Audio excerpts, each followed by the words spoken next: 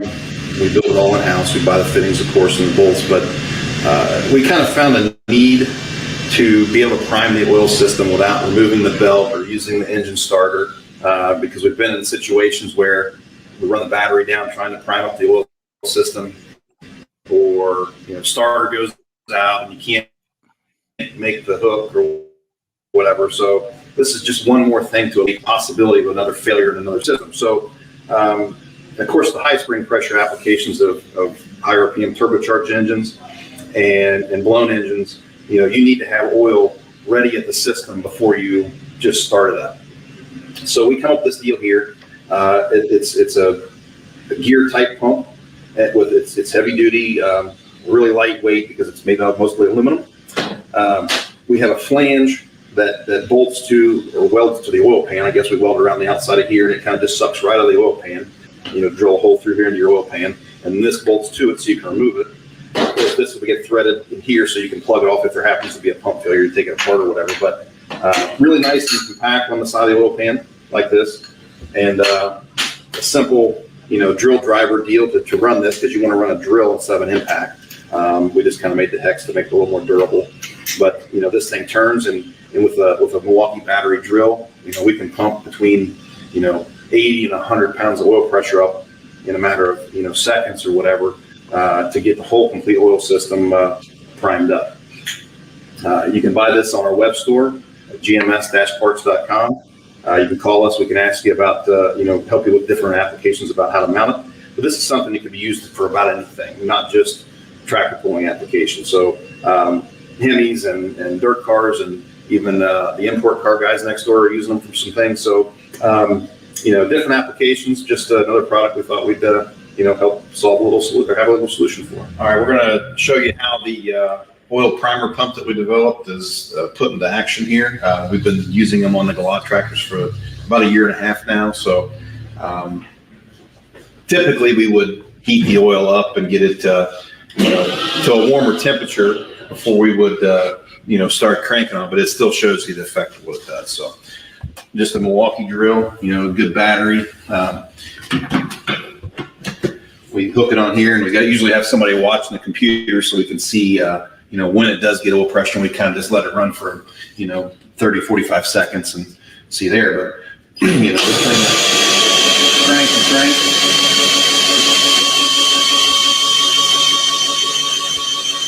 And right now it's probably generating 90 to 100 pounds of oil pressure. And you kind of see up here with the valve cover disconnected, and getting oil up to the push rods and the rocker arms. So it's drawing oil. We've got this one here. It's got the flange that's welded to the oil pan and the pump bolted to that. So it draws oil right out of the pan, and then puts it through the filter. So if you get any debris in the oil and out of the pan, that it will go through the filter first. So you're getting all the same oil through the same systems that would through the pump. We just do this every time that we put an engine together. Actually, every time we go to start it. So if it's the first time for the day, we'll prime the oil system up, and it's ready to go. So if you got any questions, give us a call, and we'll sure help you out.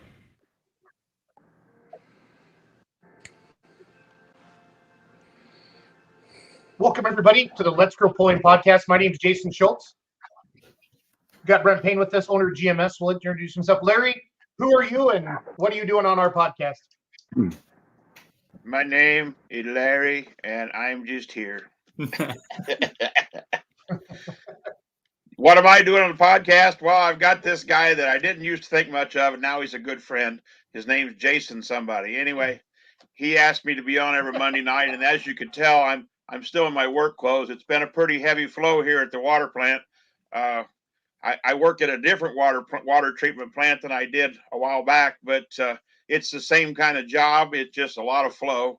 And today, everybody seemed to flush at once on the internet, and it was a lot of flow today is all I can say.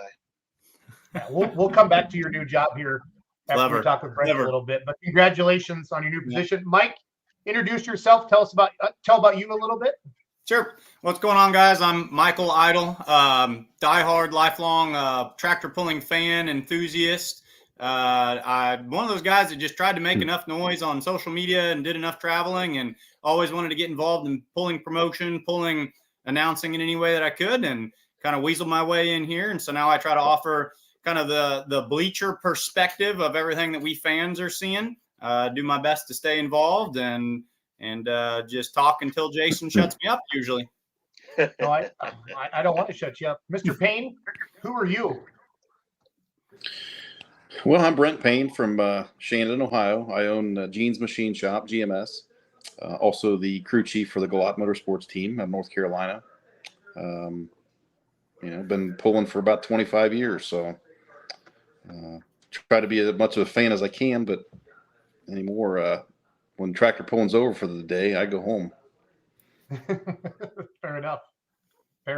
Well, let's talk about GMS a little bit. Obviously, Larry and I and Mike know what GMS is, but can you, let's say somebody's never heard of Brent Payne from GMS.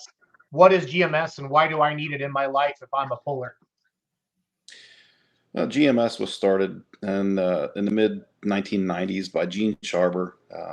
He, kind of fixed some pieces up for himself and then for some other guys that solved a few small problems. And, he built a really good reputation of high quality and customer service. So I went to work for Gene in 2003 or 4. We worked on tractors with my dad's with Gene, for years, and then went to work for him, and then ended up buying the company from him in 2007. So since 2007, we've been kind of growing steadily, or trying to maintain, I guess, anyway, change our product lines a little bit. But we used to build a lot of engines and do chassis work and little this and little that. We've kind of more focused now into the parts side.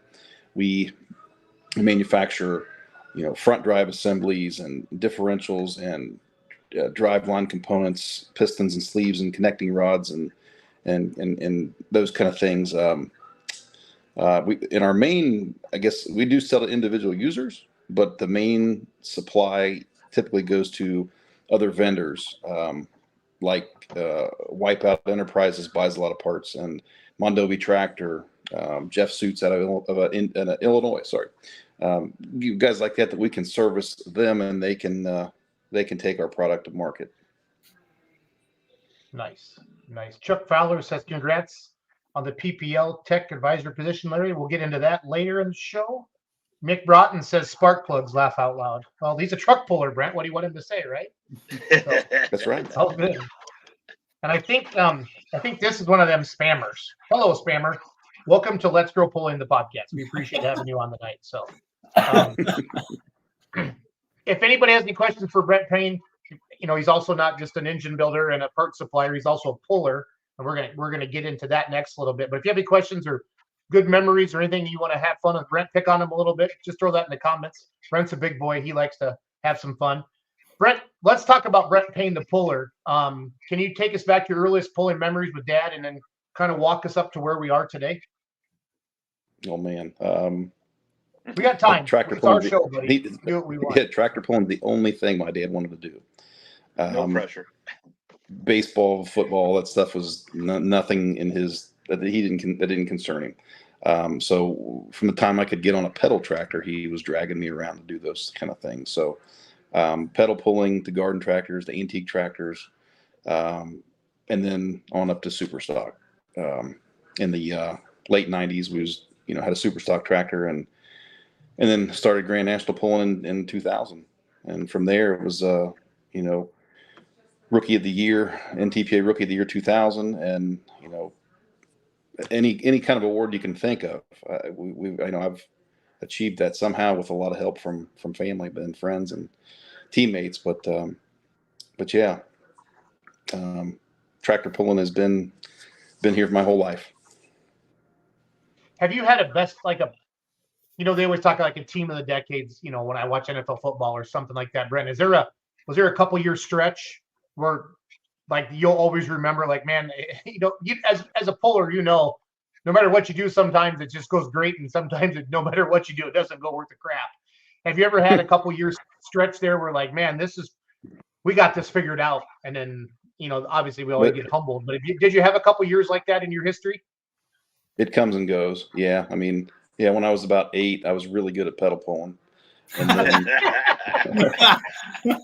but after that, it kind of went downhill for quite some time. The, like the early 2000s was pretty good. We had a new tractor, fresh tractor, new component deal, alcohol super stock, running Grand National. And that was the color of money, right? But the color of money, that's correct. Yep. And the first, I'd say we were averaging probably 60 to 70 hooks for the first couple of years, which was unheard of nowadays. But we run Ohio State and ATPA and NTPA and everywhere we could went and pulled, and had a really couple of good years there. Then it went downhill for a while. We had another stretch of decent luck, in with the light tractor, for a little bit, and then the year, let's see here, I can't even think of what years it would have been. 16, 17, and 18 with Galot Motorsports was pretty amazing. We won a lot of pulls, and it's like, it was one of them deals where the target was really huge in front of us, and we set our mind to it, and we won. And then, since then we've kind of felt like we've slacked off a little bit and just kind of took it easier, but it did back then in 16, 17, 18, it was really, really hard work, and it was memorable. This says 2009 on YouTube, Brent. 2009. Yeah, this is Preble County poll, first place poll. Yeah. Yeah, this is at Eaton, Ohio. I remember this one pretty well. New 504 engine in the tractor. That was kind of when we started to go into the lightweight program. I wrecked a lot of parts in that tractor. I think we counted one time we put somewhere near 50 lifters in it, maybe 30, 40 push rods. Had the crank out of it, the head off of it. I mean, just lots and lots of stuff. That was a night there that I beat. That night there, I beat Neil Genninger's Grand National Diesel Super Stock, and it didn't go very well for him, but it went pretty good for me. So, I love it. I love it. Did the Color of Money tractor, did that get sold and maybe go out west, or is that something you guys just still got laying around somewhere? Nope. We're broke, so you got to buy something, sell something, upgrade a little bit, move on. The first Color of Money tractor was actually Gene Sharber's tractor we bought from Wayne Kennedy, and it was sold handful of times and ends up the chassis is now a Light Pro in Indiana. Hasn't run in a year or two, but it belongs to Travis Hughes. The second Color of Money, which was the first component we built, went overseas to William DeVos, and it became the Extreme Temptation tractor, which he's then since sold, and I don't know where it went to. The third Color of Money was the lightweight super stock version we had built, and it's currently running as Scott Holtgrew's Voodoo Deer. That's okay. So from the bleachers, the fans' perspective, people had always said that the Voodoo Deer looked identical to the Color of Money. So that's always something that, we would hear rumbling up in the stands. So there it is from the horse's mouth. We had assumed that, we'd heard that, but now we know. Cool. Did you just call Brent Payne a horse on Let's Grow Pulling podcast, Mike? The horse's mouth? More like a mule. No, that tractor, Scott, we got it running, and Scott begged me to sell it to him, and I wouldn't do it. And then we got it running pretty good, and decided that it was time. I had 3 really small children, and they were sucking up money, and now he's in the same boat I was in way back then. So he's got little kids now too. So, but no, that was a really, really well built tractor, and he's had some good success with it. So. Yeah, no doubt about it.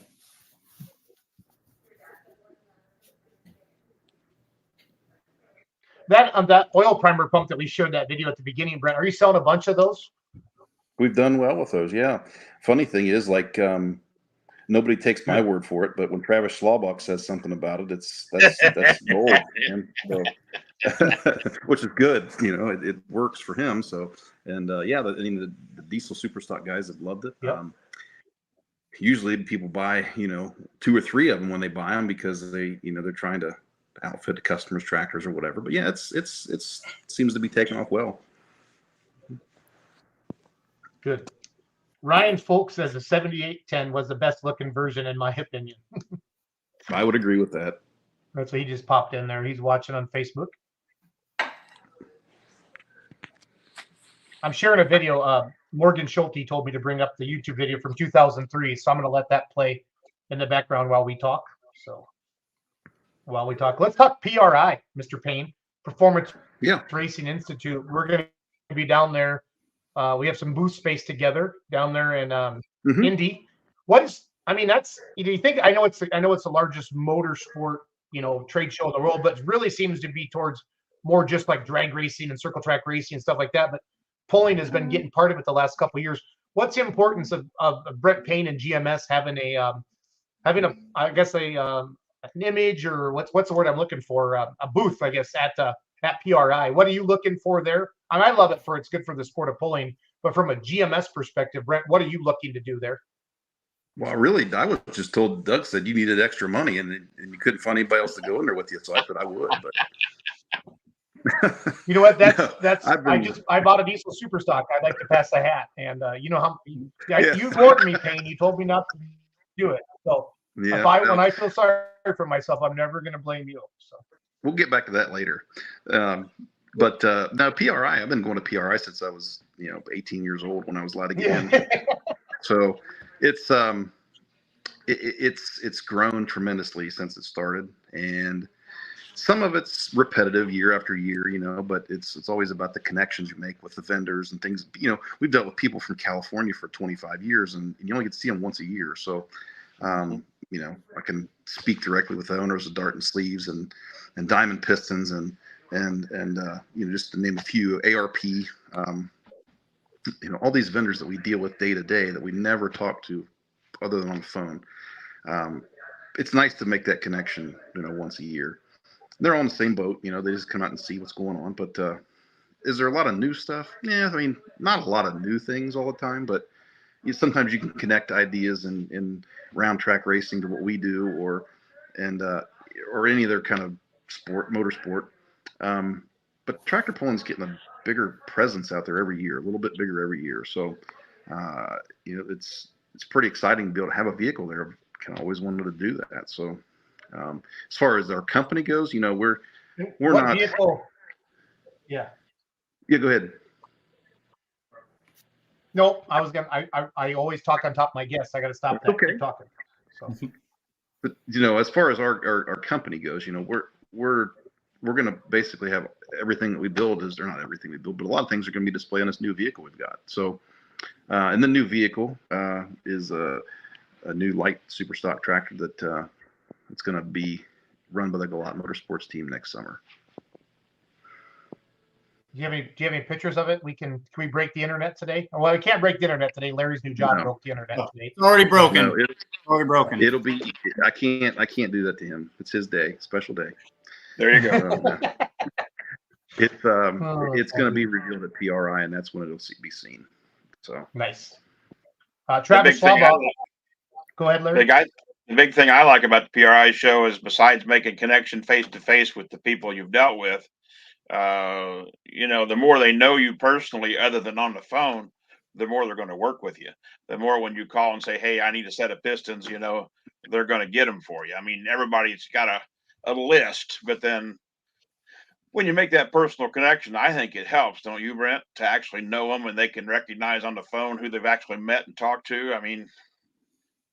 You hear guys tell horror stories about they can't get parts out of the West Coast, and then the next guy calls and he gets them. But still, I think it's good for the motorsports industry.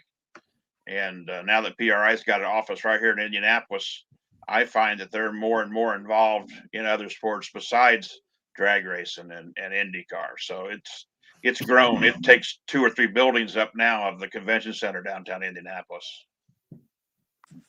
Yeah, the first time we went, I think it was maybe a one big room. It was nothing, and right. It's massive. And when it was in Florida, it was down there, for all those years, and it was a big building, but it wasn't really that big of a show. But once it's come back to Indianapolis, it's really, really grown and taken off. Yeah, it's huge. It's impressive.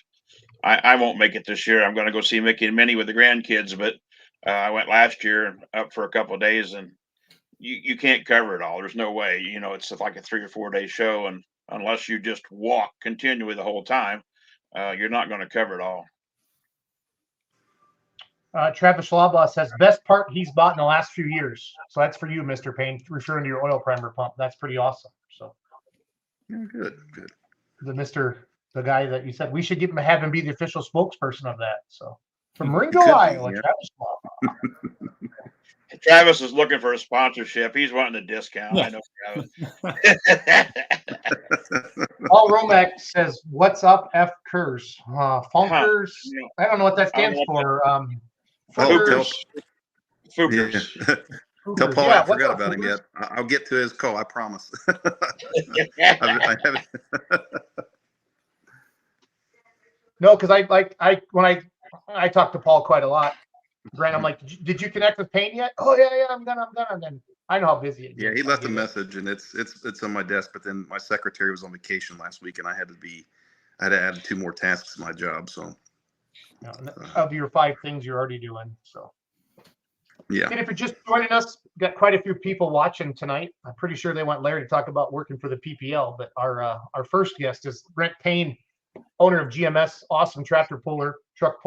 How does one who owns a shop get to employ one of the greatest 2-wheel drive truck pullers to ever exist in Jesse Petro? How did he have like a for hire sign out one day? Did you pick him up along the road, Payne, or how did that all come together? well, no, not quite like that. This is kind of a little bit the connection we have with Larry too, that we all grew up together, right? So Jesse and I are the same age, and both Larry's daughters and Larry's son-in-law, Bud Genninger was in the same group as we were. So yeah, we've known each other since before we could even drive. So we're pretty spoiled to have such a tight-knit group that we pulled with and grew up with that was in this pulling family. So Jesse, they lived about 45 minutes away. And it just, he was kind of looking for an opportunity to have a more of a full-time job. He was buying and selling a lot of trucks and motorhomes and trailers and stuff. And that kind of dried up a little bit for him when the economy changed some. And of course, when his dad passed away, he needed to kind of, the trucking went away and they needed something else to do. So he's been a tremendous asset to the company. He can talk to the pullers. He knows what the parts are. He's very easygoing and honest. And, I can't ask for a better person to be in that position he's in. He's kind of mostly in the shipping area. He boxes parts up and kind of keeps everybody in a shop with what they need, divvies up the materials and orders small parts and things. So, yeah, he's got a strong presence there. He's a good man. Yeah. Awesome. No, he's a great guy. I think it's cool he works for you. So. Talking about watching people grow up, or you guys growing up together, if I put on my old sentimental hat, which isn't this one, that's a new hat. Oh my God, I just blinded you. You got it. There it is right there. You put it on. I know. I put it back on. Now, Jason, there's a whole group of kids like he just named, and then you put Jordan Lustick in that circle, Jeff Hurt in that circle. I feel pleased and very proud to watch those kids grow up into fine adults and have their own families. I mean, we were talking before we went on the air there, Brent knows the old sentimental side of Larry. Everybody thinks Larry's a tyrant or Larry's a butthole or Larry's whatever, but you get me to the grandson. I know you do, Jason, hush. But it really makes my heart warm to see these guys grow up and become men and women and do what they've done and continue to do it. I'm proud for them. Well, I spent a weekend with Mr. Hurt, watched him have a really good North Carolina State Fair. So Larry Brent, had Hurt whole pinned years ago, because I remember him saying something. One of his daughters, he come home and says, "Who is upstairs in my room?" And it was Jeff Hurt was staying in Larry's house. And he wanted to know who in the hell brought that boy home with him. Well, now let me tell the story, because I tell it in front of Jeff all the time, and I need to stop it now that Jeff's more prominent a puller with my new hat. Anyway, I come home like 1 or 2 in the morning, guys, and there's a strange pickup truck in my driveway.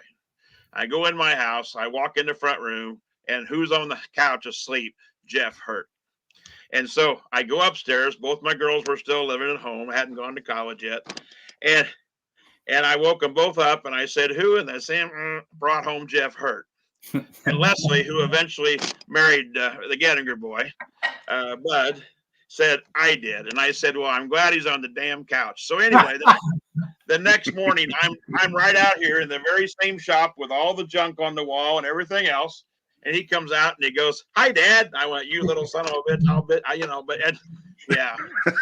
Jeff, I don't think Jeff laughs about it as much as I do, but I would have taken him had that been the case. But Jeff's a good kid. And seriously, watching them grow up and become the pullers and the leaders in the sport, and like Brent, the machinists and the business owners. Enough of Larry being sentimental, but it seriously makes me proud. Does Jeff get off the couch faster than he gets out of the driver's seat? Nobody gets out of a driver's seat faster than Jeff.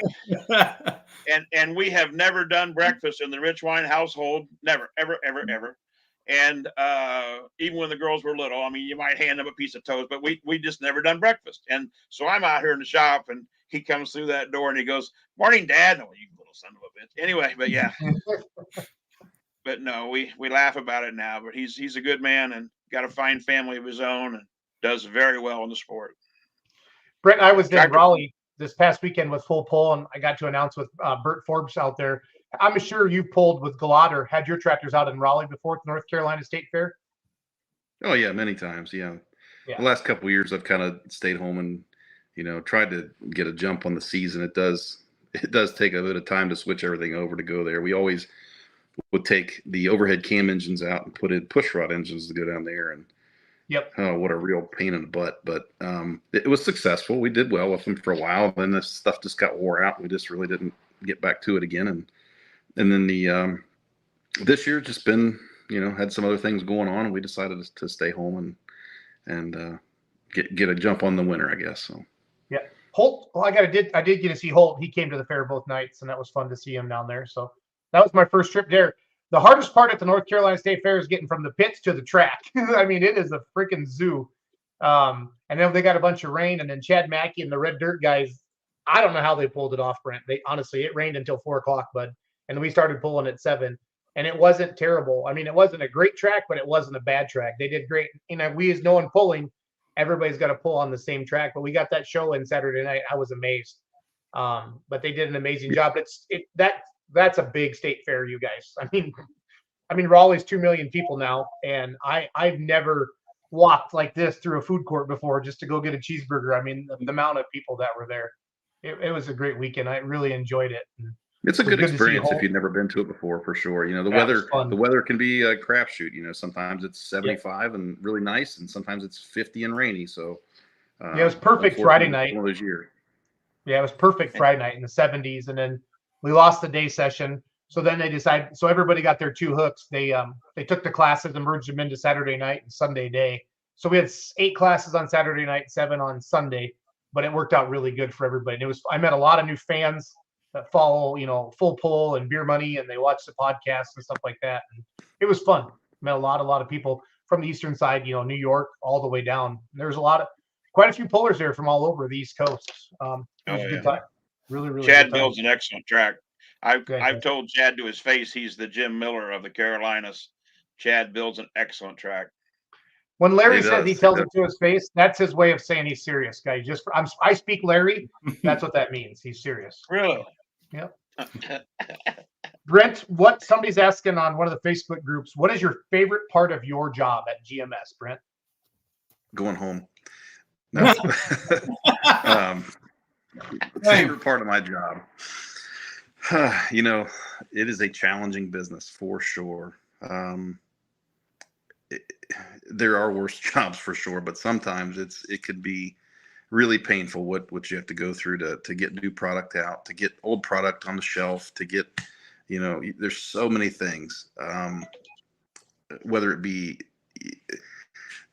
you're missing a bearing or a piece of material doesn't come in right, or the heat treats get screwed up, or the UPS drops apart, anything. There's just so many things that go into this that it becomes you become really personally attached to the business, and which is good and bad both, right? So I'm going to say the favorite part is developing a new product or a new idea that becomes successful.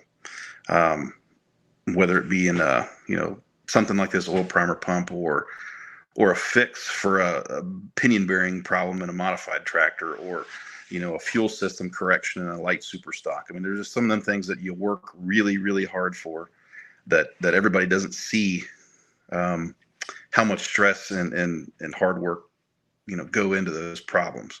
And you show up to 8 or 10 Grand Nationals, and you make laps down the track, but a lot of times there was a lot of failure before that happened. That some guys just buy, right? They just buy the product, or they buy the part, or they buy the whole tractor, and they never really struggle to get it to go anywhere. And so when we can be successful after the struggle, that's probably the most rewarding part. Mike Whitney says probably working with him. I don't know if you could agree with that or not, Brent. Or so. Well, he quit, so it's good now.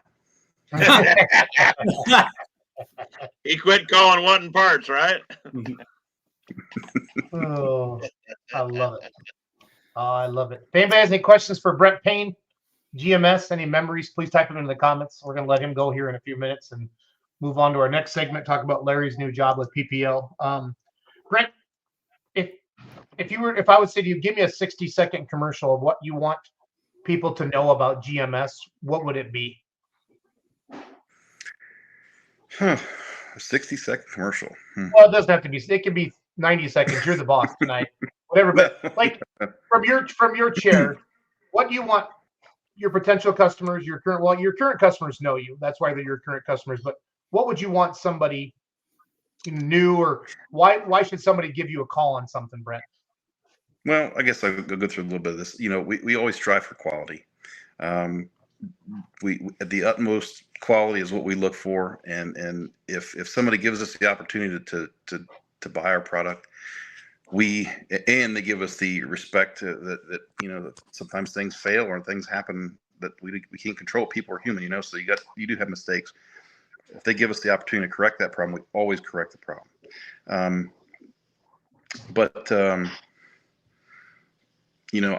Golly, I lost my train of thought now, Jason. Anyway,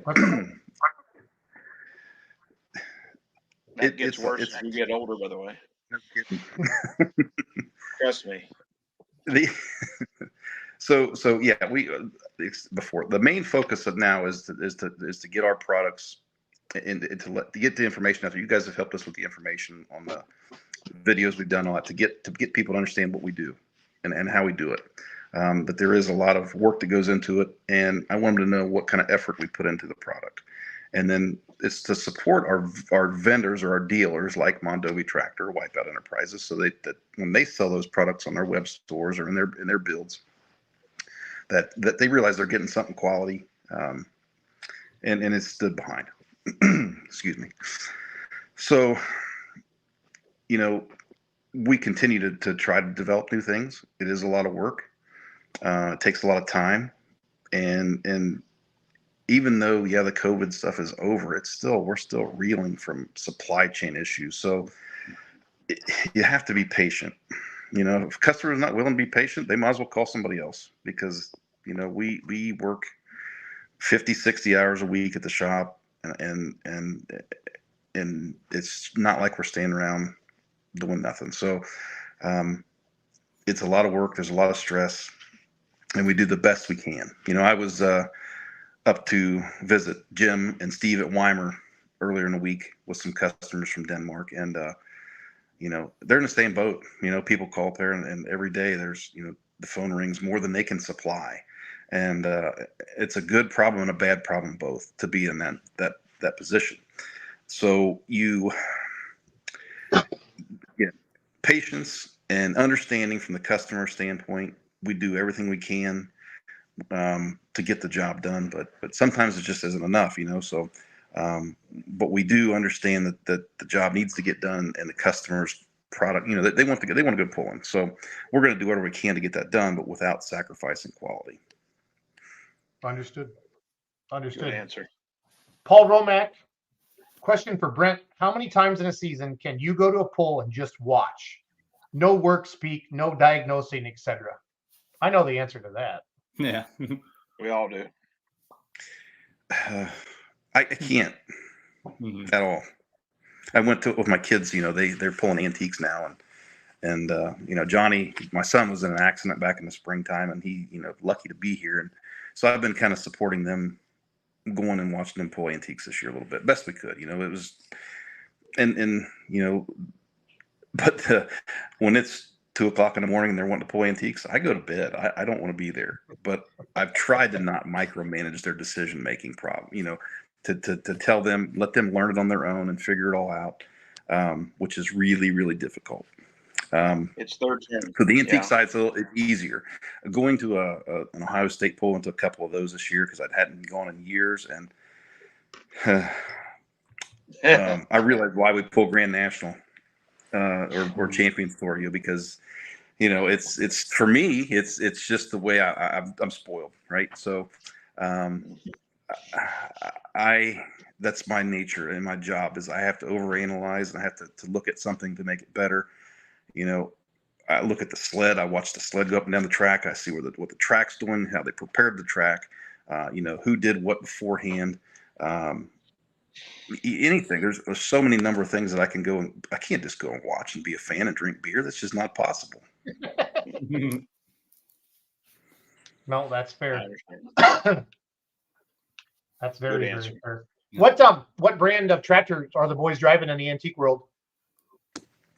They've got a D17 Alice Chalmers, and it's a nice little piece they bought from a guy named Zeb Casper up in Northeast Ohio, and it's doing really well with that. And then they've got a U Moline that came from a friend of Charlie Kirshner's down in Southern Indiana, and they've had a lot of fun with them things this year. And they kind of decided they want to park their little garden tractor pullers and not do so much of that this year. And Johnny, my middle child, he's 16 now. He has got he's got a hankering to drive something faster. I don't think I'm quite ready to let him do that yet, but we do have a sled in the backyard right now we've been testing with, and there's a couple tractors there. I guess I could put him on if they don't break before he gets to it, but see. One of those garden tractors, you could always move on to Jesse's children. That I could keep be trying the that. next- He says no, but I keep trying. Well, just tell him you've got a new bonus program, but you're going to have to cut his pay just a touch to get this bonus program implemented on his pay scale, and then say, "Here's the first one." Yeah, I'm just saying. We'll give it a shot. Travis Alba says, "See you at PRI. We'll need to figure out this burst panel and oil pan." There you go. Yeah, that's on Travis my is list of supposed to be- to-dos too. Yeah. Travis is supposed to be the research and development department on that. He told me 2 years ago. So make him test it. Not on the track though. I'd prefer him to Andy get down the Herzog. track every time. I don't want to see him test it. Are you building any parts for the Pro Mod world, Mr. Payne? Yeah, we do a fair amount of things for that through other vendor or other suppliers, I guess you'd say. I got to sort of keep their names quiet, but we do some gear work and spline work and lathe turning stuff for some very reputable builders in the door car drag racing world. Love it. Love it, love it, love it. The pro mod topic, that makes me kind of, and this might be jumping off topic a little bit here, that reminds me of the Galot Mini with the Pro Charger on it. What became of that? Or is that more the North Carolina guys, or is that anything that's still bouncing around out there? No, it's gone. I needed to get rid of another headache. We that was a project we dealt with Pro Charger on and Pro Line, and it was a neat piece. Really, some really creative engineering we put into that, but at the end of the day, it just didn't work. The Pro Charger was has a failure point of about 4.5 seconds before they blow up, and pulling at 4.5 seconds, you're only at about 175 feet. So we just didn't. It wasn't real torquey. It had a lot of horsepower, but you couldn't drive off the start line. there was quite a few things about that system that just didn't pan out. So we just decided to park that thing, and actually that's the B Bear of Jeff Hertz now, so he's making good use of it. Yeah. Yes, he is. Yeah, no Yes, kidding. he is. Where's the furthest you send parts to, Brent? GMS, Australia. Australia. Wow. Yeah, we What- got what, one or two guys that we sent work down there too, and then there's, of course, it's not that we got coast to coast and Canada, and it's amazing. We got pullers in Utah now that are buying parts, and Idaho and Colorado. It's crazy. And then, like I said, last week we had Rasmus Hogen and Michael Glamsgaard from Denmark were in there. They own the Thymotech company in Denmark, and they have two John Deere Pro Stocks and a hub dyno. The first hub dyno in the world was at their shop, so they were here to visit. We sell lots and lots of parts to those guys. So, and they sell to Finland and Sweden and Norway and all kinds of places. So That's awesome. I had no idea. Travis says, Larry, I tried it twice this year and it was epic failure. He used capital letters for epic. Failure, blown out oil pan. Back to the drawing board. I heard about it indirectly, but yeah, I heard about it. Yeah. Yeah, fair enough. Well, Brent, we enjoy our partnership with GMS and the Beer Money Polling Team, and we think you're a great guy, and we love being part of what you're doing and getting. Listen, our job is to let more people know about GMS. So thank you for bringing us into your life. Unless you have anything else yet to go, we're going to let you go, and then we're going to move on to our next segment. You got anything else to say tonight, sir? Just like I said, check out the website there. It's scrolling across the bottom of the screen. It's got just some basic information from our company. If you have any questions, call us or email us. Heather's there. She answers the phone every day. Well, she's gonna have a baby here shortly, so she won't be answering for too long. Give her a cell phone, Brent. Give her a cell phone. Yeah, she can take that thing home. So, but yeah, I forgot to put these questions up, Brent. I'm sorry. Heath Blake was saying, do you build any parts for Yanmar or Kubota diesels? And then he came back later. Does GMS build any parts for the Limited Pro diesel tractors or I think he typed it in wrong, but those Limited Pro little diesel tractors. The garden tractors, no, we don't. We did help Carlton Cope a few years back with some of that stuff that he was working on, but I really don't. We've tried to really focus on more of less as of late, because it's been, we grew up in the era where pulling is just massive compared to what it was when we started, and there's no possible way that you can be a shop that does everything for everybody. So we're trying to build better relationships with other builders, other suppliers, and if somebody makes a good product, I'm not going to step on their toes. We'll just try to work with them, and likewise, I'd like them to do that with us. But it does make it much easier to keep supply on the shelf when you can trust that somebody else isn't going to backdoor you. Right. Yep. Well said. Well, hey, like I said, if anybody's looking for anything, questions, just want to talk to a puller. Brent's a knowledge. He's a dictionary, an encyclopedia, not a dictionary. That's for something else. Sorry. Your encyclopedia of pulling knowledge. Thank you, Mr. Payne. I'm sure we'll talk before then, but we'll gonna be excited to have you at PRI. I'll let you set on my new diesel super stock if you want. So. Is it going to be clean? It's gonna be very clean. It's gonna be very clean. Very clean. That was good, Brent. I like that comment. I love it. Thanks, Brent. Have a good night, buddy. All right, guys. Thank you. Good job, Larry. Congratulations. Thank you. Take care. Amanda Beck says, yes, it's going to be clean. So Mike's daughter piping in there. So of course it's going to be clean. So, well, good. Our first segment tonight, Brent Payne, owner of GMS, just a great guy. We have a partnership with him. We influence his social media here at the Beer Money Polling Team.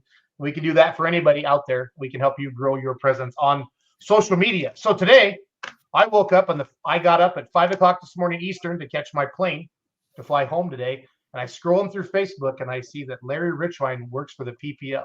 So tonight we introduced Larry Richwine. What's your title, buddy?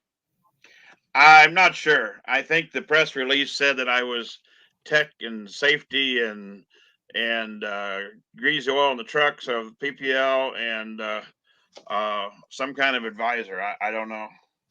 but Jonathan said we probably would break the internet, and I'm pretty sure we at least put a dent in it today. You did. Um, You absolutely did. First off, I'd like to explain. I compare it to pro basketball, pro football. Oh, nice cigar on my gator there. But anyway, yes, I almost brought a cigar out tonight. I'm going to have to get some cigars and put in the office just for my everybody. I'm sorry. I really thought tonight was going to be your night, Larry. I really did. Technically, I became a free agent the 1st of October. WPI NTPA course a year ago. Put Marvin Epperson in Tech and Safety Director, which was fine. I don't have a bit of problem with Marvin or the NTPA.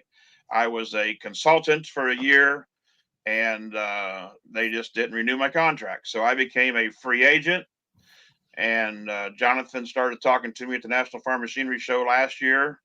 I was just there loitering in Dion's t-shirt stand in Broadbent. And anyway, and Jonathan started talking to me there. And when it was official that I was a free agent, I called Jonathan and said, talk to me. And I went down a week ago, Monday, today. And that's why a few of you noticed that I had on a different hat a week ago. Yep. And had that smaller sticker. I'll have a bigger one, but that smaller sticker behind over my shoulder. And I officially work for. I get my first paycheck November 1st, but I'll be at their banquet, of course, helping with the rules and stuff. And I was mostly impressed that Jonathan and Christy both said, I said, well, I work for you guys, whatever you want me or need me to do. And they both said, well, we've been a team of 2, and now we're a team of 3. But I don't know what all will be my duties other than probably work some shows they can't make, because with all the events they've got going on, the 2 of them can't make all of them. Right. And a lot of the events that they have, I won't say a lot, but several of the events they have are events that used to be NTPA and that I used to work. And so those promoters, I'm very familiar with. I mean, the Mount Sterling, Illinois, Salem, Illinois, places like that I went for years and worked. Lexington, Alabama, which is a Mid-South event, but I heard from them today and said, well, Larry, maybe you can come back down and visit us. And I said, well, depending on my schedule. But that made it very clear to me that they wanted me and welcomed me. And I just, I don't know. Like I say, I was a free agent for a few hours and got picked up by another team. That's all it was. But no hard feelings with NTPA. I didn't leave there under bad terms. If they had bad terms, that I don't know it, and I don't have any. Like I say, I just got a new job with a new team. Basically, I think I'm doing the same thing. I'm going to help govern rules and offset phone calls. And I only seen one negative comment on the internet today, and I would have expected it from him. He don't care for me. That's fine. But 99%. I mean, you can't do the job for 29 years and not have somebody hate your guts. Right. And I mean, I've always tried to, in life, as well as in that job I had and I have now, I've always tried to treat people like I hope they would treat me. And I found that what goes around comes around. And if you treat people with the best you can in the heat of the battle, even the best you can, it'll come back. And I feel like I'm very blessed to have done what I have done, and hopefully got a few years left in me. In fact, they even asked me, how long do you want to do this? And I said, well, as long as my mind's there and you trust my judgment and I can help you, at least 2 or 3 years. And they said, well, we'd like to have you at least that time. So I'm just, like I say, I'm fortunate to have established myself. You say Richwine anywhere in the world of pulling, and I mean anywhere, and they'll either roll their eyes or say that son of a gun, or they'll say, oh, well, I've dealt with him, he's okay. But but I am excited about it and pleased that I can stay in the sport, because it's all I know. I mean, I might be able to fix your car out here, but other than that, truck and tractor pulling is all I've ever known. I love it. No, you dedicated your life to it. So, well, I mean, and they've assured me that I'll get to announce some of the events I've already been announcing for years, like Sandwich, Illinois. I've announced for 20 years. that won't be an issue. When we go to Florida, which mid-Florida now is an NTPA member state, Yep. they've already assured me that I can do all those events, no problem.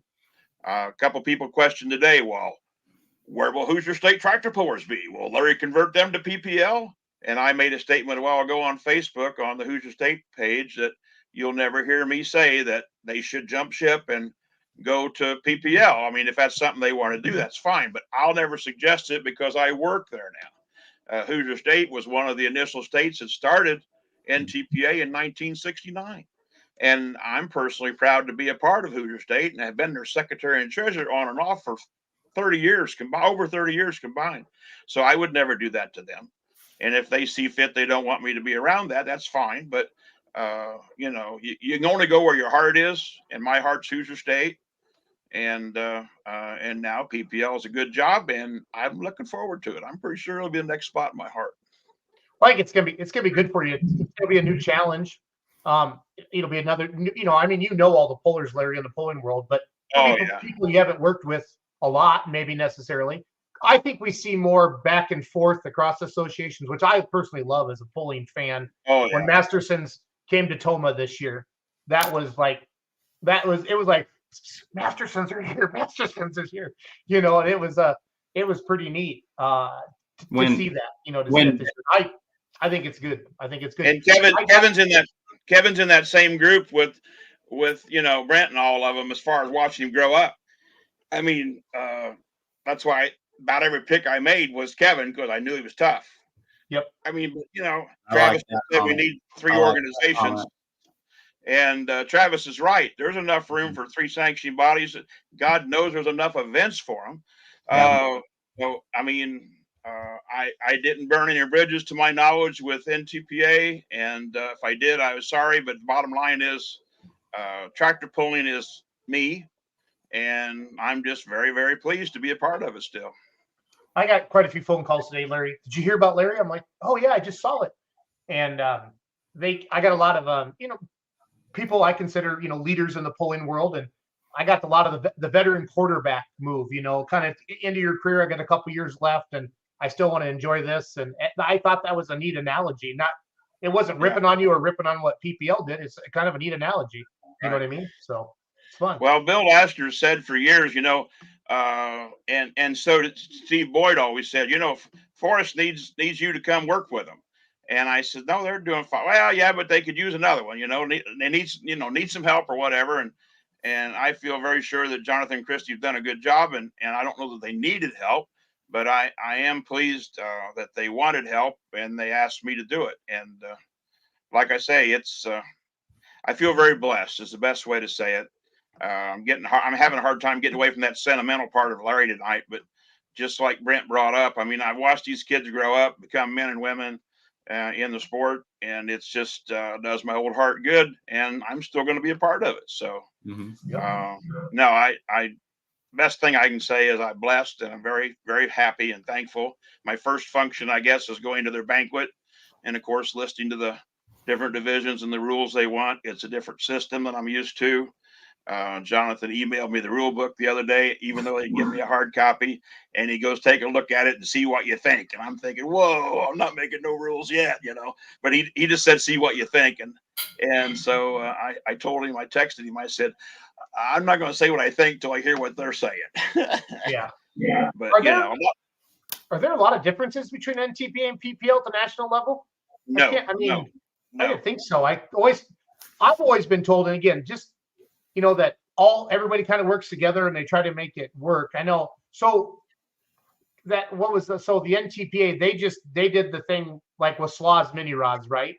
This year? Yeah. Okay. That's a new rule there where they want to feed inside the frame. I seen. I saw that. That's fine. And I have to admit, when Bruce first came out with that, I thought, oh man, Bruce, you know, come on. He goes, well, rule book don't say I can't, and it didn't. And I didn't know how to read a rule book till I took this job in '93. And Ernie Connors taught me how to read the rule book. We talked briefly about that before. If it doesn't say you can't. Yeah, we were at Canfield, that's the fair that's got something to crow about it. They got a great big rooster out front of the fairgrounds and said the fair that's got something to crow about. Anyway, Canfield, Ohio. And I don't know, something come up, and it was probably my second event to work as head tech and safety. And somebody questioned the head Ernie had on his tractor. And I went over and I said, Ernie, I don't think you can do that. And he goes, now, Larry, he said, rule book don't say I can't do that. I looked at him, I looked at the rule book, and I looked at him again, and I says, well, Ern, you're right, it doesn't. I said, I'm walking away, but damn it. And he said, yeah, you'll have to make that rule later. And by God, they did. But anyway, but no, I got stories. I should have wrote a book. I swear I should have wrote a paragraph an event on who was doing what and who was hanging out with who and who got stoned but Jesus drunk and got rolled over out of the way the next morning. But they'd have put it on the fiction shelf, but it would have been true. But no, it's been a hell of a journey, and I don't think it's over. So that's good. But no, it's going to be fun, and I'm looking very forward to it. I have to admit. So, well, I mean, I got to spend a lot of time with you this summer. It's been fun, really getting to know you as a friend. I've just always known you as Larry the Butthead, but now I consider you a friend. I hope you feel the same way. But I can tell you're itching and busy, and it's it's hard for you just to be a fan too. You know what I mean? I can't watch from the stand. I have a hard time watching from the sidelines. I mean, this summer when I started going to events with the full pull, I very seldom went out to the track and watched the show. Even when everything's running smooth and everything's going right, I try to micromanage it. Like, why is this guy standing here? And shouldn't they move that photographer over? And who the heck hung those banners? That's the things that I've always thought of. I did go out this at the Enderley and watched because it's the champion, best of the best thing. But other than that, I don't think I spent maybe 5 minutes total trackside at any of the events we attended. And by the way, Jason, I can still do full pull if in fact I don't have a scheduled commitment with PPL. Good deal. The guys in Wisconsin have already asked me, am I going to be at Mackville? I says, I don't know. I hope so, because that's, I've been to Mackville before with NTPA years ago. Yeah. And it's the week before Toma. And if that's the case and I don't have a commitment during Toma, I suppose I could go over and work with a full pull thing at Toma for there. I don't know. But had several places call the smaller events or events I haven't announced for 20 years and say, well, you still be able to do our event? And I said, well, once again, it's subject to my primary employer as far as whether I'm available or not. So we'll see. But I have to admit, it's been a hell of a day. Yeah. I used to always say, the flow here at the sewage plant on Facebook, I would say, heavy flow. And I actually had one guy, he's not an official anymore, but he used to be in the South. And he asked somebody when I was talking about the flow every day or two, here at the sewage treatment plant. And I was talking about the phone traffic and the questions and stuff, which the flow is always heavier when the rules come out. And he asked somebody, well, you mean he don't work at a sewage plant? My God, he knows all the terminology. Because one day I said something about MGD, and he goes, well, you said 1 million gallons a day. And I'm thinking, no, I was talking about the more genuine draft. Anyway, anyway, I told somebody today that, I'm back at a water treatment plant job, not the same town, different facility, but a similar work job. So I don't know, but I really don't know my title yet, if I'll have one. But the only thing I can tell you for sure, Jason, is I'm one of the team, they told me, and I'm proud to be a part of that. And I'll do my very level best. Even the guy that doesn't like me on Facebook or in person, I won't name him, but that's fine. I treat everybody like I hope they treat me. I like it. The neatest thing that you said since we started talking about this, your new position with PPL, is that, because it always has been John and Christy. We've all seen that. And I've always wondered how the two of them did it all. And, gotta be a heck of a. Yeah. Now it's 3. And that's neat for me to see that, because I know I've seen behind the scenes organizations the last couple of years working with the Outlaws, and people have no idea. It's insane, the amount of work and the people and the time and effort to put on a pull. And then, I never thought about how the banners were hung, Larry, and all that stuff, and the straight white lines. And until you mentioned that tonight, it kind of spurred my head again from summer. And it's true. It's a professional It's a professional sport. We want to. I mean, always before when I was running everything and out in the middle of the track, before I'd ask them if they're done, play the big song, I would look at the whole track and all the facility and say, what have we missed? Do we have fire extinguishers out? Do we have track markers where they need to be? I mean, it's just a whole host of things that I call it field of vision. I used to tell my kids, pick everything up off the floor in my field of vision because you're going to get hollered at if you don't pick it up. But I mean, I'm just saying that you look around and say, what did we miss? And that's how I look at an event. And I think that's part of what John and Christy are after, my experience and stuff. Something that I was very impressed with, and he's probably watching tonight, and he noticed my hat last week. And that's Don Slama. He called me, and the only event I've ever attended PPL to date was Hillsboro, Wisconsin. Yep. And first and only one I've attended of PPL event. And anyway, he called me and welcomed me to the team. And I was impressed that he called, and he goes, yeah, I seen that hat. And I says, well, little subliminal messages Larry's good at, but yeah. more people caught it than I thought. Yeah. I've got 3 questions for you, Larry. Sure. And you kind of just touched on it. This should be. Hey, Mike. Yeah. Just go one at a time because he's getting old. Okay. So okay. You want me to don't do all down? So have you kind of looked at the calendar? Are there polls that you've already kind of circled and saying like, man, this one's one that I'm fired up to go see. This one's one of the ones that I've always kind of been curious about. You talked about Hillsboro, and you've got polls like Jerseyville and America's Poll and Elkhart at Goshen. Is there a poll that you're thinking, ooh, that's something that's going to be, I want to see what that's all about. Of course, they're all excellent, but is there a couple that jump off the calendar to you right away? Well, the best way to answer that, Mike, is back when I was pulling or just running the Hoosier State events. I've been to the Evansvilles, the Goshens, places like that. I can remember driving from Evansville on a Thursday night to Goshen. We pulled Friday night, sleeping under the trailer long before campers or living quarters. And then the next morning, wake up at 9 a.m. while they're pulling antiques and farm stocks at Goshen. And I was going to pull in the afternoon and the evening. I am anxious to see some of these events I haven't been to for many years and see how they've progressed. I know they have. I see them, on the internet and everything else. And I say, wow, we used to pull there, and boy, they really improved this or that or the other thing.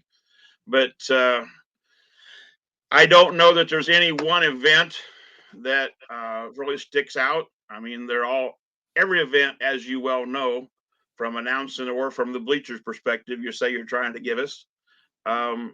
Each event has its uniqueness and its little things that either whether it's the food there or the availability or the number of bleachers. And my God, how do they fill this place up? And the town's only 700 people.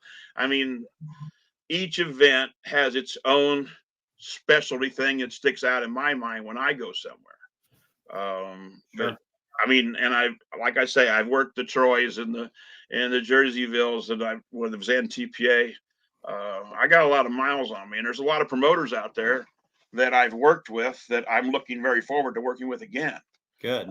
And some of them have contacted me today, but I don't know. I'm just seriously just looking forward to the whole summer. What about some old faces that maybe you haven't seen in a long time? One that jumps to mind quickly for me is like a Jim Bosch, who was, in TPA long time ago and is diehard PPL. Are there some old teams that maybe you've got some history with and you're looking forward to interacting with again? You mean watching him drive all the way down the track and then backing up? He was the Jeff Hurt before there was a Jeff Hurt. You can go to 200 and 250 and, he still backs that truck up on 2 wheels better than I back mine up with 4 wheels. So I know. Well, I mean, it'll be good to see like Jim and the Terry Hagedorns of the world. Sure. I mean, not everybody gets along with Terry. I don't think Terry wants to get along with everybody, but when him and Sheila, they were pulling both. And of course, she's got horses, and Linda was doing entries at the time. And they would, became great friends. So I'm looking forward to seeing them guys again and stuff that I haven't had an opportunity to work with. But the biggest thing, there really is there's a few diehard pullers that would never go to a Bowling Green or a Toma, but the whole world comes together at the Bowling Green and Thomas and Chapel Hills of the world. And if they don't, they come to the events, smaller events after the fact, like the Georgetown, Ohio's. They want to try something before they put it in the barn. I mean, I get very fortunate to see these people and visit with them. But there's been a few people that contacted me today, text message or Facebook, that I hadn't spoke to in a while. And they say, boy, it's going to be good to see you again, Larry. And I have to admit, you know, it does my old heart good. I mean, Sure. Evidently I've still got a spot somewhere. Fuqua might be another one that's kind of in that a little bit, you know, where he runs PPL with the alcohol, where he used to be in TPA with the diesel many moons ago. So, I mean, my own in-laws. I mean, the only time I seen Gettinger tractors lessons learned this year was at Georgetown. mm-hmm. I mean, they didn't run that much PPL this year, but they have in the past, and I would see them at Bowling Green. The last time that they came to Toma, Bud, my son-in-law, won, and I didn't know it. I mean, I'm standing at the starting line. Once they leave and go, I don't pay attention to how far they go. All I know is nobody died. We don't have an ambulance run. Get him off the track. Let's bring me the next one. Sure. And so when the show's over, as long as the crowd goes, yay, and the promoter's happy, I don't pay attention or care who wins. Mm-hmm. So somebody told me, Bud had a hell of a run. And I go, what? He goes, well, yeah, he won, dumbass. I went, well, he did? And whoever it was said, yeah, he won. So I go over to the trailer. Of course, my daughter, and at that time had 2 kids were there, and Bud and his dad and everybody. And I says, wow, I said, you had a heck of a run, Bud. Congratulations. And my daughter, right in front of everybody, goes, okay, Dad, who told you he won? Because I know damn well you didn't pay attention. And I said, well, so-and-so told me. I said, but it was a hell of a run. I normally watch the runs pretty much to tell how the track's doing, how the sled's doing, how my setting's doing. But once I got a sled set, that pull will run itself, you know. That's the hardest part of being a competition director, is setting the sled where you get a great distance for the crowd and a good run for the competitor. That's always been my challenge. And always been fortunate to work with awful lot of good sled operators.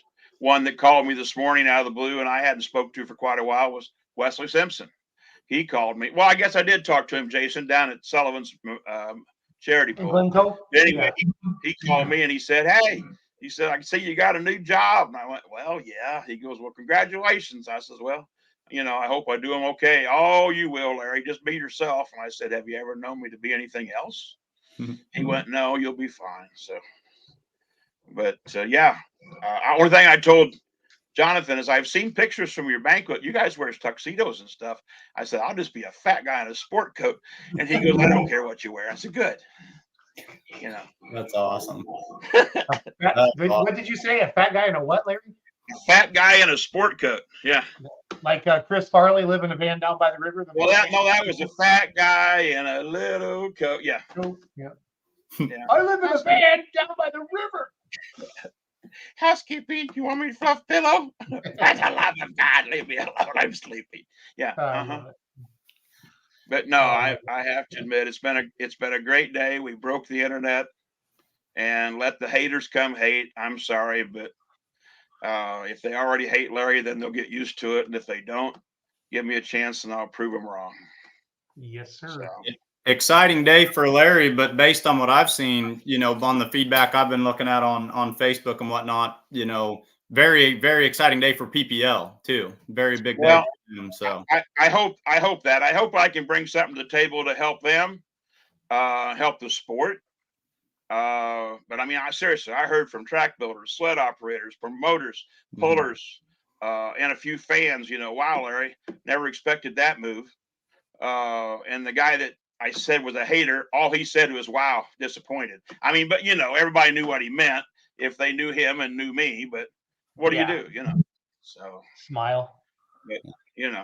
Are there any teams you haven't worked with before that you're looking forward to checking them out? And I'm even trying to rack my brain, but it seems like outside the 4-wheel drive trucks, you know, PPL and NTPA cross over so well that, you know, at this point, and when you're in the world of pulling, you've probably met about everyone that there is to meet. So well, I would like to think I have. I mean, I can't think of any division I haven't worked with as a division. or the pullers haven't worked with. I mean, Russell Counts, which is the president now of the Mid-South Pullers, a PPL state level class or a state level club. He called me a while ago before we went on the air. That's Mid-South, right, Larry? Yes, Mid-South, and Russell Counts, and he's the president now. And he called me and welcomed me and said, you know, everybody thought, well, how are you going to get along with Richwine? Well, he says, I worked with Richwine before, we'll be fine. And he made comment that a lot of people didn't think that John, you know, Mears and Richwine got along. Well, Jonathan and I have talked and shared notes and compared notes for several years. And of course, we worked together physically at the farm show, doing the fuel and the testing and the drawbars and stuff, and helping, you know, counsel them if they had questions on what NTPA would do. And so John Mears and I have never, honestly, ever had a disagreement to my knowledge. Maybe he remembers one, but I don't. But bottom line is, it's been a good working relationship, and all it is now it's official. We're working together. So, but I don't have any hard feelings or malice with NTPA. I mean, that was then, and this is now. That's all I can say. Said perfect. Yeah. Yeah, before I let everybody go tonight, I want to talk about my week at the North Carolina State Fair with Full Pull. Thank you to everybody. Yeah. We got a whole bunch of new people using the Full Pull app now. We had a good time. It was supposed to be 4 sessions. Shout out to Chad Mackey and the Red Dirt crew. That's a different kind of red dirt that I'm going to see November 3rd and 4th in White Plains, Georgia.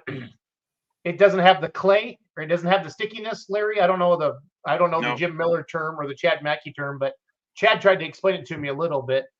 But it just doesn't stick together like the Georgia clay, you know, like the Georgia red dirt does. It's just a little different. It's harder to get going, but they built a good track.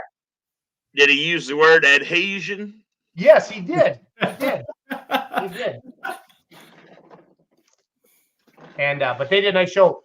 Supposed to have 4 sessions. Friday night went on, beautiful, nice crowd. And then Saturday during the day, we woke up to rain, and it rained until about 4 o'clock. And then they is it Marvin, I think, is the head guy of the United Pullers of the Carolinas. Big guy, Big Marvin. I can't think of his last name. You mean Nikki Freeman? Maybe. I don't remember. But I think Nikki Freeman's their head official now, I believe. Okay.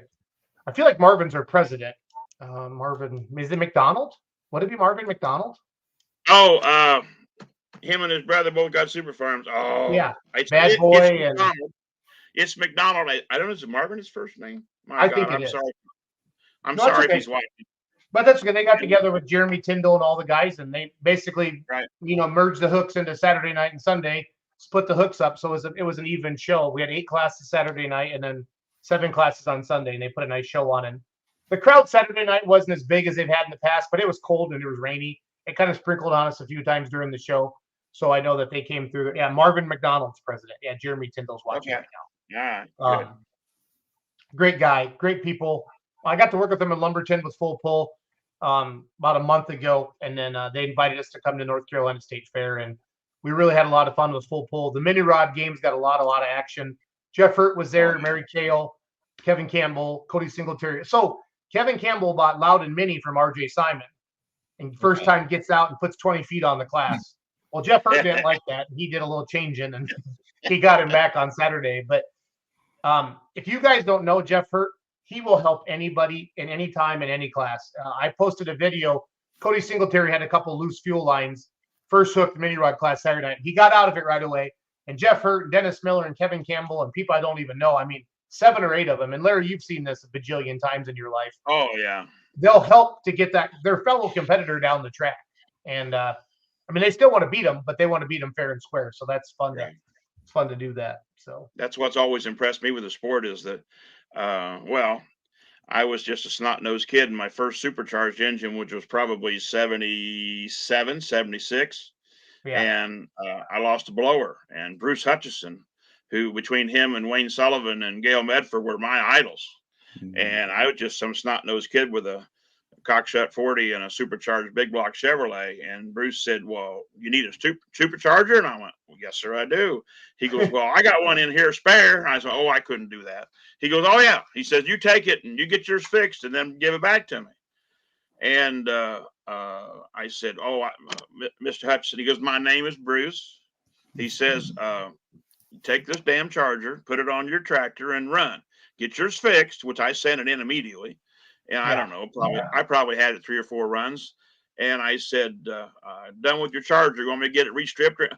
"No, it was my spare." I says, "Well, let me buy it." No. "Let me pay you." "Oh, no. If you need it again, let me know, Larry." But you heard me tell the Wayne Sullivan story, Jason. Well, Yeah. Bruce he treated me the same way. And I'm so fortunate to have people like that in my life. I guess they were mentors, Mike. But the Ralph Banners, the Dave Banners, the Bruce Hutchison, Wayne Sullivan, those big names from that era. Basically, I was that redheaded snot-nosed kid, but they all helped me, and they're all responsible for what I'm starting to do again. So, yeah, I've been very, very, very blessed. But no, I'm very impressed with United Polar of Carolinas. Their announcer, Bert Forbes, is awesome. Yeah, knows those guys. So easy to work with.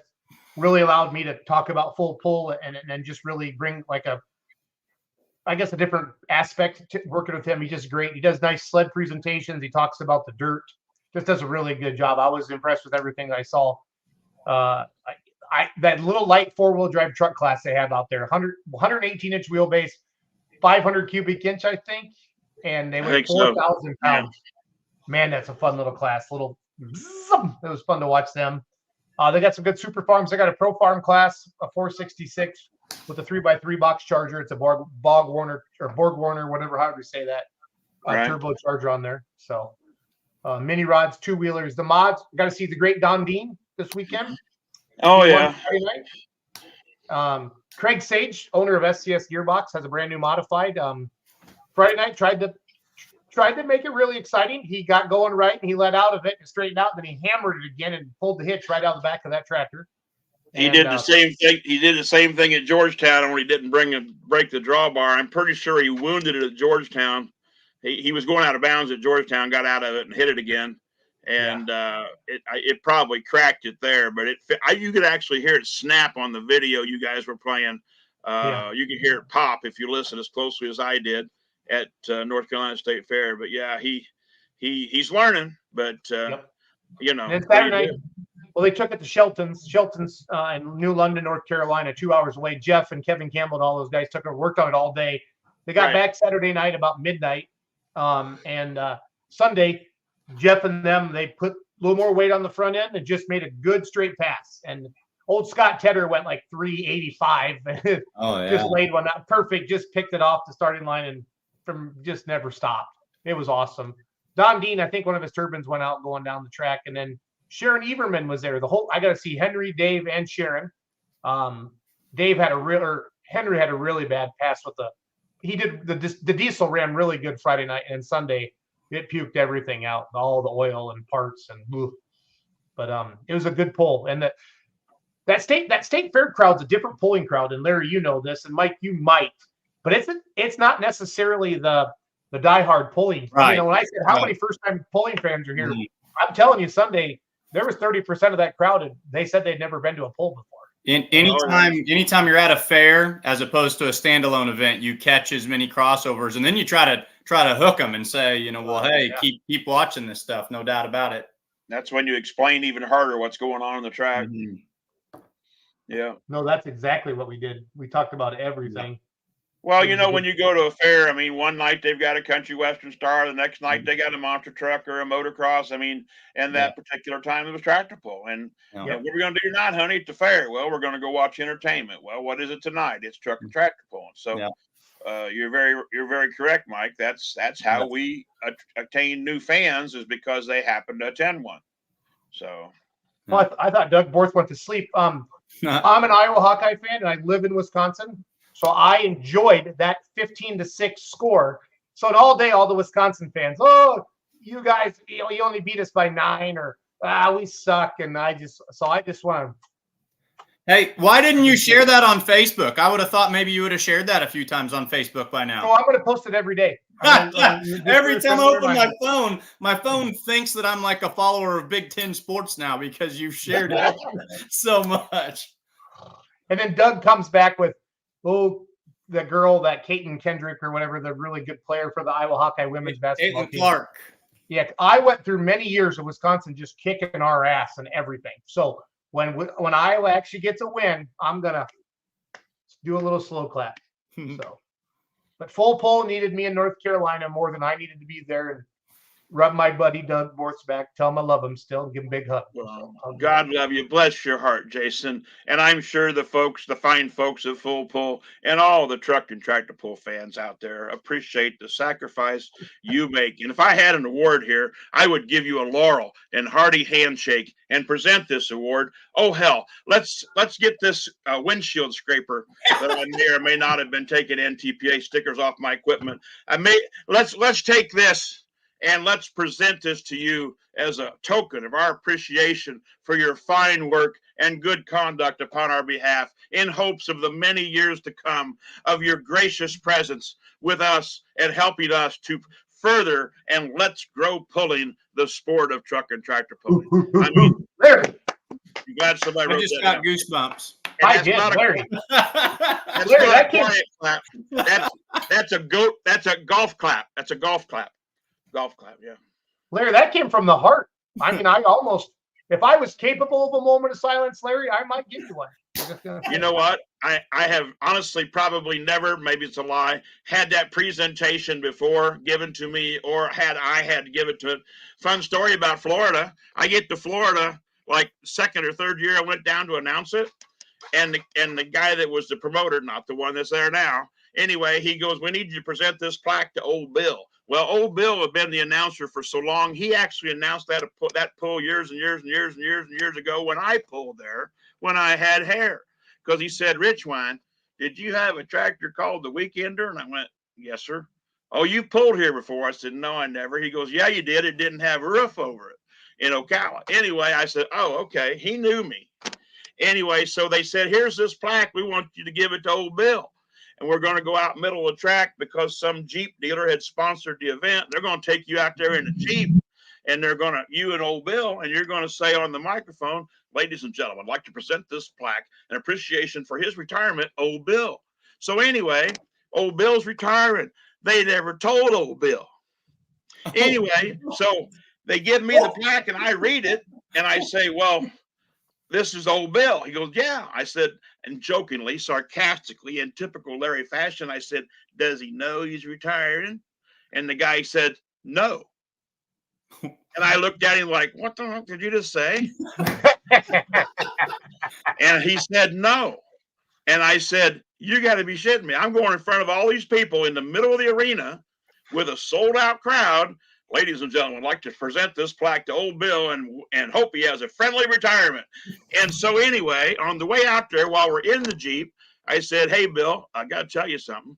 I'm supposed to give you this plaque. And I handed it to him and he read it and he went, I didn't know I was retiring. And I went, I didn't either till 5 minutes ago when I sarcastically asked if you knew. He goes, well, son of a bitch. And I said, so anyway, I give it to him. And on the way back in the Jeep off the track, I said, by the way, tonight I'm supposed to work with you, but I ain't going to say a damn word unless you say, Larry, why don't you read our sponsors? So, but yeah, and that was the last time old Bill announced it, and I've done it ever since. But yeah, you never know when you're announcing something, what people will hand you, you know? Yeah, that's awesome. Why don't you retire old Bill? Nobody told him, but he's. Yeah, that put old Larry in an uncomfortable situation there. For a Pickle. second. Well, you know, that's where I first downloaded the national anthem too. They said, we don't have a national anthem singer. I went, all right. Can you? I said, you want me to sing it? And the guy went, can you sing? I went, no. And he goes, well, what are we going to do? I said, give me 5 seconds. And so I downloaded the national anthem and I still have it today. But yeah, I did. You know, what do you do? You know how it is, Jason. You know how it is, Mike. North Carolina has a very strong light pro class. Yes, they do, Brent. Yeah. Power Hound. So Ron Kendall and Hunter Beasley all have light pros. And then I'm trying to think of all the light pros that were out there, but they had 5 or 6 each night, and they were hard runners. And then the Brianna Beasley would be, I think, Kendall's daughter. I'm trying to remember all this, guys. She drove her pro farm, I think, for the 3rd or 4th time. So she did a good job too. So it's fun to see the kids come along and do all that as well. So they do a nice job. Haas is another one of the light pros. Yep. Jeremy Tyndall's checking in. Jeremy knows all that stuff. He's a wealth of knowledge when it comes to UPOC. Yes, he is, and he's got cool purple hair too. He does that for one of the for a cancer recognition thing. Him and Brett were talking about that. So smoking up a storm. Yep. Yeah. But I had a great time. Thank you, North Carolina. I did try the Krispy Kreme bacon cheeseburger sandwich as well. There was 2 Krispy Kreme donuts, guys, for the bun, with a hamburger and bacon and cheese in the middle. So that was pretty outstanding, Larry. I'm not gonna lie, Mike. I've had it. Yeah, been there, done that. So, holy cow, Brandon Simons chiming in. Oh wow! All I got Way to say go, is, Brandon, I know what's wrong with it, Brandon. Ain't got no gas in it. Oh, yeah. shoot. Get me going on Sling Blade movie. Yeah. Yep. No, that's a trending sound on TikTok. That makes Brandon says laugh out loud. Yeah. Well, I was saying it long before TikTok took it over, but yeah. Yes, you were. What about the corn juice? Oh, Nikki Freeman's checking in. That's awesome. Nikki Yeah, can tell stories. They have some mighty fine moonshine down there in North Carolina. It's the real deal. The real deal. So One of the first tech schools I did down there was when one of the officials who now lives in Colorado, his daddy's shop, and of course there's tobacco, area. And I went to their shop to give the tech school, and the banner over the front of the shop said, "Thank you for smoking." Yeah, instead of "Thank you for not smoking." And so consequently, I did the tech school. Of course, I was that damn Yankee, and which I got along with him fine. And one of them asked me if I was a Yankee too, and they said they'd square me away, but he didn't say it quite as nice as I just said it. You know what I'm saying? Well, anyway, so they're cooking lunch, and barbecuing and stuff, and I walk out, and say, "How's it going, guys?" I'm trying to fit in, which I didn't. And they said, "Hey, you want a sip of this?" And it was clear, and it was in a jar. And I said, "Boy, I don't know. You boys are better men than I am. I better not, But it was smooth. It was smooth. There was the peach flavored one, and then the clear, and they were good. So. Well, there ain't enough O's and smooth on that stuff. Yeah. Oh, I liked it. It was delicious. Next up for us, we're going to be about. I met Ledbetter, the famous grandson or son of who? Oh crap! Jeremy squared me out here. Who am I thinking of, Larry? Ledbetter? Yeah. Yeah. What's his first name? I can't think of it, Jeremy.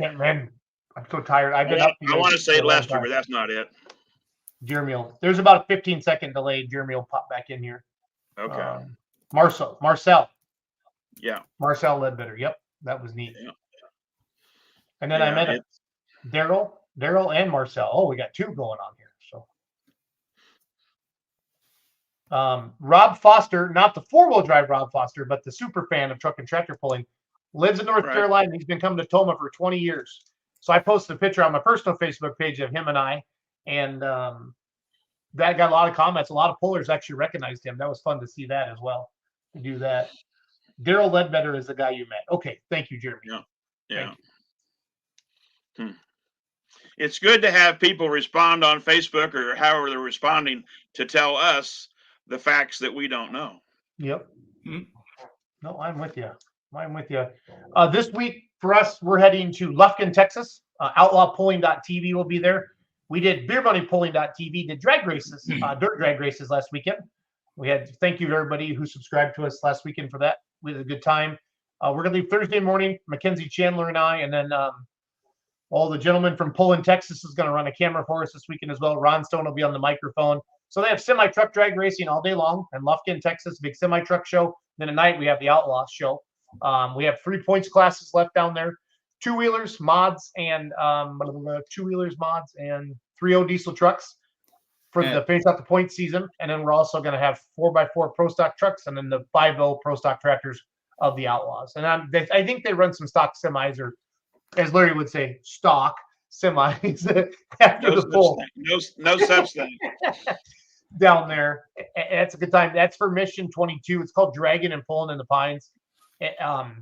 Mission 22 is after 22 veterans kill themselves every day from PTSD and all the nasty stuff after serving our country. And every dollar from this event goes back to Mission 22 to help veterans live a better life. And I'm really excited to go down and be part of that. And then I think I got a week off, and then we're going to Diesels and Dark Corners in White Plains, Georgia, guys. That is a gigantic diesel truck pull with a couple tractor classes, and they'll have 2.6, they'll have 32.6 trucks, 33.0 trucks, probably 10 or 15 3.6 trucks. Usually have 5 or 6 super stock diesel trucks. They run some 4.1 semis and some Pro Farm tractors as well. And they have a little show and shine during the day, but it's fun. I mean, it's a blast. We're going to be down there with beermoneypulling.tv working with them. And then the next week, California, Madera, California for the Golden State Invitational. That's MLM Motorsports, Beer Money Pulling Team. We're a partner with MLM Motorsports in California. We promote all their events for them. So this is their Inderly. I'm going to use that just because everybody knows that's the all-star poll for the NTPA. And this is the Golden State Invitational, 2 years. Yep. Larry, go. When do I get my ticket to attend that event in California? Not this year, Larry. Oh. But maybe next. He was having such a great day too. Well, you know, I did an episode of Junkyard Wars out on the West Coast. Oh, you did? That's right. That's right. I was the judge, the fat guy with the gray coveralls on, and went out there, and we went out there to the fairgrounds, and they tested their power pullers, they called them, and I got to see some of the studs and stuff. And yeah, I'd love to attend an event out there. Jason Skillen, he's a super fan. And Jason will hook me up one of these days, Mike. Yeah, just keep waiting by the mailbox, Richwine. I've got a lawn chair out there whenever I'm waiting on. Say that. I sit in the lawn chair, yeah. Jason Skillen says the first time I went to Benson, I had both of the moonshine. It's a good stuff. And Rob Foster knows Jason Skillen, so that's good. Talked about that. Brett Schaefer was good listening live, and congrats on the new job, Larry. Holy cow, the Hall of Famers checking in. Mark Peisig. Congratulations, Larry. Well, That's you know, it's right there. About everybody's checked in today. I think that even knows the name Richwine, but I do appreciate all the congratulations. No, it's fun. I'm just glad. I'm happy that you're happy. Oh, I'm tickled to death to be involved again, and like I say, I'm excited about being a part of it. Yep. New chapter. Southern sweet tea. Okay, Jeremy, I'm in. That sounds good. Sweet tea. Sweet tea. Sweet tea. Ooh, I'm gonna throw a hat or a name in the hat there. Brandenburg, Kentucky's Southern Sweet Tea. I've tasted some sweet tea. Brandenburg, Kentucky has about the best Southern Sweet Tea I've ever had. So you might have to be some judging going on there. Shout out to Brent Payne, owner of GMS, of course, awesome tractor puller as well, for coming on the show tonight, being our guest. Doug Borth is in charge of our lineup. So if you have any complaints, 612-802-4447. I repeat, 612-802-4447. We do all that. So bring Larry with you to California, Jason. There it is. There you go. There it is. All it takes is from Indianapolis International to pick up that ticket and head out. Yeah. When is it? Let me look quick. When is it? November 10th and 11th. Oh, well, the 11th is the Mid-South banquet, and they promoted it, or the president today said, he said, "You coming down with John and Christy?" I says, "I don't have any idea." So, but actually, that's the weekend that we normally celebrate. My granddaughter, who's, in the wheelchair, doesn't walk or talk, we normally celebrate her birthday and all the other birthdays that are in November. All my grandchildren are farm show babies, and they were all born in November, if you do the math. And their last name's Gattinger, and I love them to death. But my oldest granddaughter, she'll be 17, and we never miss one of those celebrations. Oh, that's awesome. That's awesome. Yeah. But Doug seriously sets up our guests every Monday night and kind of tells me what to talk about.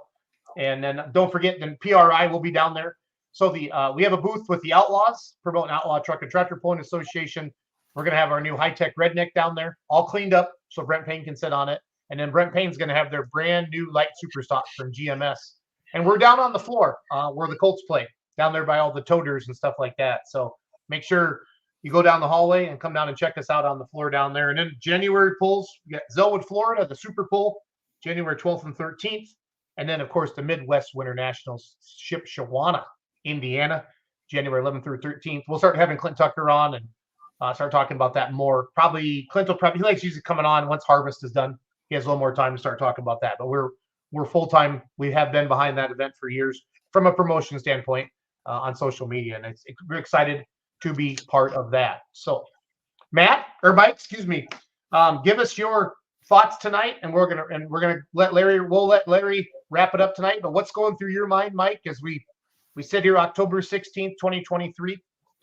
Well, I think there's definitely still some fun pulls going on left to get to. I will say this, if you don't have the Outlaw Pulling app, download that on your phone. You can already see, I was looking at it before we came on, when the drivers register. So I can already look on there right now for Lufkin, Texas, and I can tell you some of the guys who are already going to be there. From a fan's perspective, that's awesome. As that gets closer to showtime, it'll actually list the order. It'll list, who's pulling and when. The results are live. And outlawpulling.tv, I did mention this last week. It's this app. This app is, I wish anything you follow should have an app like this. Outlawpulling.tv. It's the only subscription that I have that I'm fully satisfied with. Friday night's supposed to be date night. I have this creative idea that we're going to be watching Dragging and Pulling in the Pines, and we're going to call that date night. So I don't know if my wife knows that or yet not, but yeah, Texas is 12 hours or Lufkin's 12 hours away. So we're going to be watching that one from home. Diesels and Dark Corners looks awesome. The one out in California is where, if you're a Wayne Purser fan, that's where he pulled it to the circle track last year and had to get out the windows, to the walls. It was all the way out there. But I think the biggest thing is I have revitalized my excitement for PPL. 2014 to 2017, that was kind of all I watched was PPL. And then I kind of got into NTPA. And then this summer was spent, kind of diving into the Outlaws. All three great organizations. I love seeing crossover drivers. I think we see a lot of that since COVID. But I'm excited for Larry and just the prominence that he's going to bring to that organization. And I think we're going to see some really good stuff. You're talking, Jason, how your calendar is already spilling into 2024. 2023 was a massive year of pulling. I feel like this was the first time we were really back on our feet since COVID. This was a big year. A lot of numbers, a lot of people going new places, a lot of people pulling multiple circuits. And I think PPL is going to be not gently knocking on the door, but I think they're going to be kicking it hard. And I think we're going to see a lot of awesome stuff to round out the year at some of these freelance pulls after Lufkin. I shouldn't say freelance, but, independent or not affiliated with the three. And then 2024 is going to be fun. Pulling's fun, guys. Green flags, tight chains, pulling is fun. Green flags, tight chain. I like that, Michael. That's going to be your. I coined that at Wisner. That was my catchphrase I was trying to get going at Wisner. Put that under his name. Green flag and tight chain under his name. Yeah. Hope Bindle, if you're watching, that's a t-shirt idea. Write that down. Yep. Write that down. That was my sign off at Wisner. I was trying to get going. But yeah, green flags and tight chains, and pulling is fun, folks. That's a catchy phrase. I hope you use that in your announcing, because that's no, it sounds good. Larry just says woohoo, woohoo. No, Larry would have said woohoo. Woohoo. Yeah, you wouldn't think a 314-pound man would say woohoo, but I do, yeah. But no, Larry, I'm excited for you. I'm excited for PPL. Thank you. That's cool stuff. That's great stuff. Well, I've said more than enough tonight. I just appreciate all the shout outs on Facebook and congrats. And I hope I can do everybody proud that I'll bring something to the table that they can use and that'll benefit everybody. The whole sport of truck and tractor pulling, there's enough room for 3 or 4 organizations, ladies and gentlemen. There's enough room for all these events, all these sleds. I mean, you think back just 20 years ago, we didn't have a third of the sleds we have nowadays. And that's what caused us not to have as many events as we have nowadays. They weren't available. They couldn't book a sled. They couldn't get a date. But it's evolved into something that it's a hell of a sport. And I want them to come share it with us. The sleds and sled operators we have right now, that's the biggest thing I've learned since being involved in pulling and announcing. Jason said this earlier. You have no idea how much goes on behind the scenes. That was the first thing I posted up on Facebook after the first show that I did was you don't even realize how much happens. But the biggest thing to me is, you know, a sled is like a great umpire. You know, the less you hear, the better. But that is the cornerstone of a show. And the sleds and sled operators we have now are, I mean, they're incredible. They make the show. They're top notch For everybody. So. And then one more shout out for Full Pull quick. I want Larry to have the final word still, but we're going to have games in Lufkin, Texas this weekend for the Outlaws. We're going to have games at Diesels and Dark Corners. We're going to have the trailer down there. And then we're also going to have games set up for Madera, California, at the Golden State Invitational. So again, I think, you know, it's free. You don't need a credit card. Whatever you heard, you don't need to do that. Just make picks, win cash. And then it's fun. Like for me, I don't know the North Carolina pullers at all. I don't. I mean, I knew the light pro guys. I picked Powerhound to win. That's the only pick I got right. And I picked Jeff Hurt to win too. So those are my two gimmies. But it was fun because I didn't know, and I kind of picked by like the names of the tractors and the trucks. That's what I mean. That's what my wife does with the NCAA brackets. Like her favorite mascot, she'll pick somebody to win. You know, it might be a 16 seed, but she likes that horn frog or whatever, and she picks it. So it's all good. Larry, cool. Sign us off tonight, buddy. That's your day. It's October 16th is Larry Richwine Day. So well, no, it's not. It's just another day, and I was fortunate enough to be honored in several different ways. And really, let's just make it another day, and hopefully, I can fulfill what half the people think I should do. But I'm just glad to be on this show with you guys every week, and I'm having fun doing it. And yeah, someday I'll get better lighting, but in the meantime, this one side is just brighter than the other side. And that's all you're going to have to deal with. But you know, hey, this is the bright side of Larry's brain, and the other side is the side that, you know, this is the side that catches all the praise, and this is the side where the guy was disappointed. Okay, anyway.